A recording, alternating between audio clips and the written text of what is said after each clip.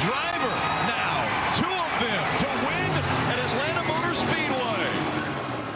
Oh my goodness, so exciting. Some of the world's best drivers return to Atlanta this weekend for NASCAR's Ambetter Health 400.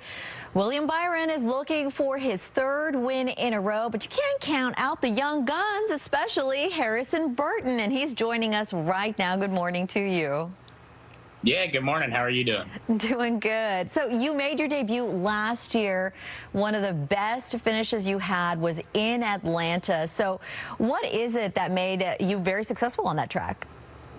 Yeah, it's a repave of the old track, which was like a lot of the drivers' favorites, right? Was the old Atlanta, old school, kind of worn out surface. And now they've repaved it and given the track all kinds of grip and took some horsepower away from us. So now it's like a super speedway race where we're going to be drafting and bumper to bumper for the whole race. And I think what helped me was it was the only time that I went into a race and had the same amount of experience as all the veterans, right?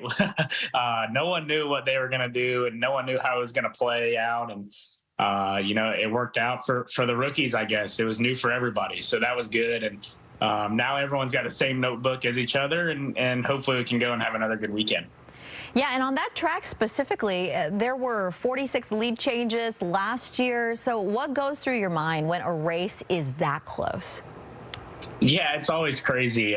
These tracks like Atlanta or Daytona or Talladega now, you're never just going to drive away from the field. There's never going to be a moment of, I can take a break now. It's going to be the most mentally exhausting races of the year because you're always thinking, you're always having to manage runs, manage the draft, and on top of just drive the car itself. So there's a lot of things going into it that kind of as a driver are harder than most other tracks. And I think most of it is the mental game where you're never going to be safe. You're never going to have a moment's rest. And that's how the fans like it. They like it when we're on our toes, that's for sure. So you drive car 21, one of the most iconic cars in racing history. So what does it feel as a young driver when you suit up, pop that helmet on, and get going on a car like that?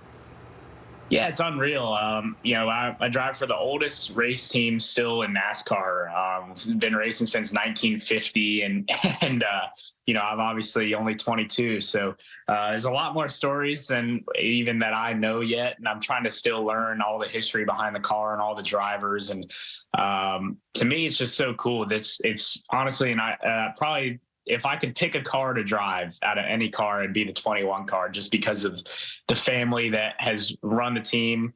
The Wood family is so great. They've been around forever, and they just deserve to go win. So that's what we're going to go try and do for them. It's an unreal honor to drive that car, and to do it as a young guy is pretty neat for sure.